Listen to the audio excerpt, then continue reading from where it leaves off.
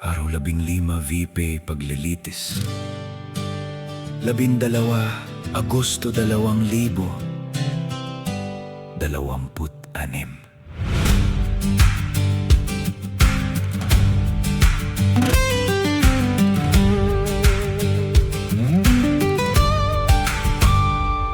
Sa dilim ng lihim na pondo, liwanag ng Diyos ay sumisikat.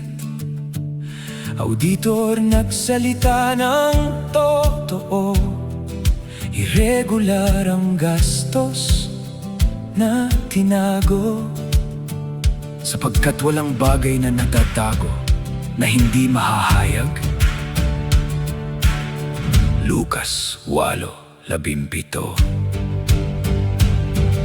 73 milyon ang nadisalo dahil sa paglabag sa alituntunin. Hindi pwedeng paglingkuran ang Diyos at salapi. Puso natin ay nasusubok ngayon. Hindi ninyo maaring paglingkuran ang Diyos at ang salapi. Mamumuhay tayo sa katotohanan. Ang marayang timbangan ay kasuklam-suklam sa Panginoon. Ngunit ang ganap na timbang ay kaniyang kaluguran. Kawikaan 11:1. Pugad ng rebelde raw sa eskwelahan, ngunit walang ebidensyang maipakita. COA ay walang mandato sa intelligence, legal na takip sa mas malaking daya. Siyang nagtatakip ng kanyang mga pagsalang sangay hindi giginhawa. Kawikaan 28:13. Superman disbursing officer, 3 isla sa iisang araw lang. Peke ang dokumento o hindi nangyari. Ito ang pattern ng isang scam. Ang sinungaling na saksi ay walang pagsalang parurusahan.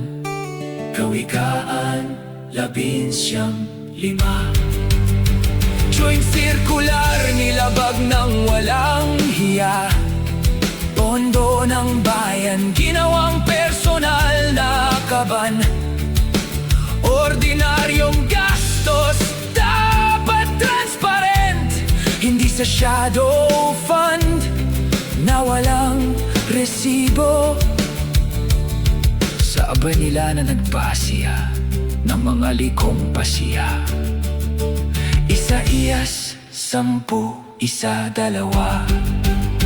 Hindi ninyo maaaring paglingkuran ang Diyos at ang salapi. Ang katotohanan ay liliwanag, bumukso ang paghatol na parang tubig, at ang katuwiran na parang mailap na batis. Amos 5:24. Manood, manalangin, humingi ng katotohanan. Ang katotohanan ang magpapalaya sa bansa. Juan 8:32. Sa pangalan ng Ama, Anak, at Espiritu Santo.